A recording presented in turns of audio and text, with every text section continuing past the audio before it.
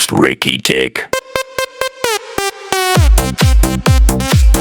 Hey, how the hell are you? It's Gunny here again to do the history with you. Not presidents today, but we're going over the Bill of Rights today. So the Bill of Rights, there are amendments. So amendment is to change. So our Constitution was going to be ratified without our rights. So let that soak in for just a minute. Now, the biggest deal was the Federalist, who's going to be John Jay, Alexander Hamilton, douchebag, and James Madison. They believe that the Constitution only gave power to the government with certain rights, and they left the rest of them to the states. And that's a very, very vague way of putting it. For the Anti-Federalists, and these are going to be different people, such as like Robert Yates, George Clinton, not that one. And then the other one is a guy named by the name of Richard Henry Lee. Anti-Federalists think that the government is way too powerful.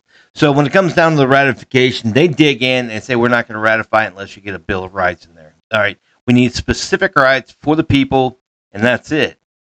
And, of course, begrudgingly, finally, Madison goes, okay, I'll go home and write you some rights, which he does.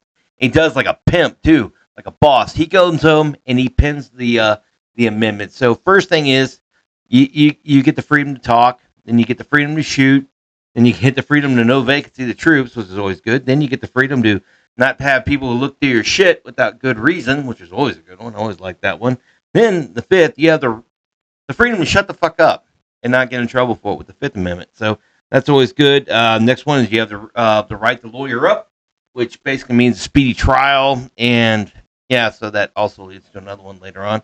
Next one's you have the freedom to not have your pants pulled down over the price. I don't want to have my pants pulled down over the price. Big common argument we have now with a lot of people decriminalizing drugs. So you're not going to spend 20 years in jail for like slinging dope. I mean, weed. All right, like the whole white boy Rick thing. So you're not gonna be put to death for like a speeding tick. Is pretty much what that means. The next one is the right to be confused, and that's number 9. Number 9 is the one that is that just because it's not written down doesn't mean the government can hit you for it. And this one's like a blanket statement, whatever else. And the last one is the freedom of state.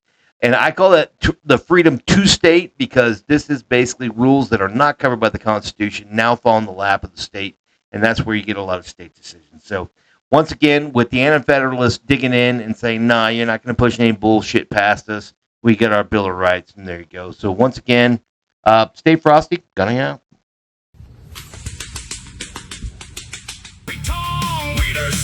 Mississippi long, titty pong bangers long.